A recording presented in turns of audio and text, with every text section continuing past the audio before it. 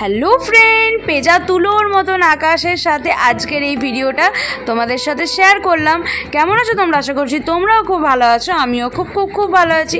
চলে এসেছি একটা নতুন ভিডিও নিয়ে তোমাদের সাথে।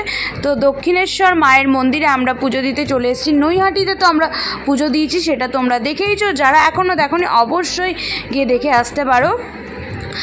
আর এখানে আমরা রানী রাসমণি দক্ষিণেশ্বরের স্কাই ওয়াক দিয়ে আমরা হেঁটে চলে যাব হচ্ছে মায়ের মন্দির। সবটা তোমাদের সাথে শেয়ার করব, তোমরা শুধু আমার লাস্ট অবধি ভিডিওটা দেখতে থাকো।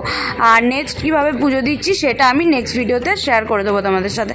জায়গাটা কি অপরূপ, তাই না? কলকাতা শহর সন্ধি সত্যি খুব সুন্দর। তো বলতে বলতে সত্যি আমি তোতলা হয়ে যাচ্ছি, মানে এতটা সুন্দর।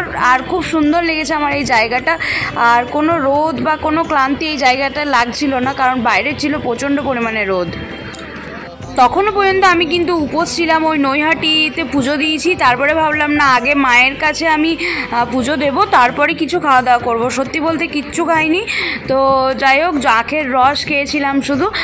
আরও যারা গেছিলো তারা তো লুচি সবজি আর এগুলোই খেয়েছিল আর কি। তো যাই হোক, এখানে কিন্তু আমরা চলে যাচ্ছি হচ্ছে সোজা মায়ের মন্দির।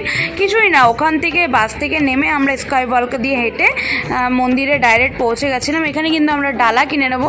দেখতে পাচ্ছ সবাই হাত জোর করছে, আমরা বলছি হাত জোর করার দরকার নেই। তো তারপরে কিন্তু আমরা ডালা কিনে নিয়েছি। এই ডালাটা কত 100 না 50 এরকম সামথিং নিয়েছিল, আমার মনে পড়ছে না। তো যাই হোক, এখানে আমি ডালা কিনে চলে গেছি সোজাসুজি মায়ের মন্দিরে। নৈহাটির মাকে কিন্তু খুব ভালো করে বড় মাকে দেখতে পেয়েছি দর্শন।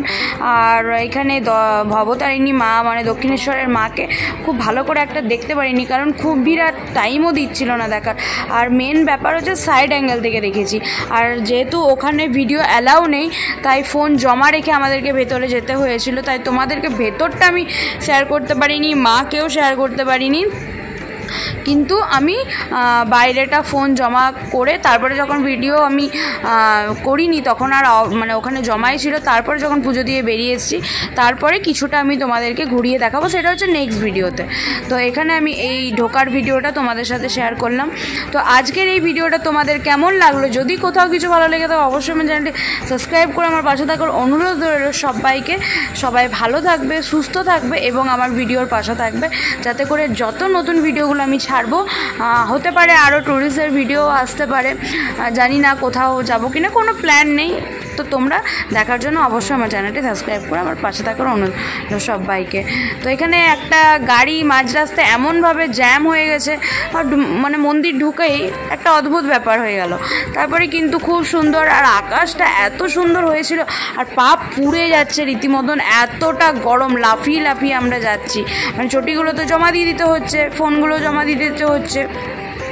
পুরো হাঁটতে হাঁটতে পায়ে একদম ফোসকা পড়ে গেছে। যাই হোক, ওরা একটা জলের ব্যবস্থা করেছিল, সেখানে ছপং করে পা দিয়েছি আমি, মানে সবাই যারা আমরা বাসে সবাই মিলে গিয়েছি। মানে এতটা গরম। আর ওই যে দূরে দেখতে পাচ্ছ কাকে দেখা যাচ্ছে, ওখানে হচ্ছে মা ভবতারিণীর রাজমহল বলতে পারো। তো এই প্রকৃতি যেন সত্যি অসম্ভব সুন্দর।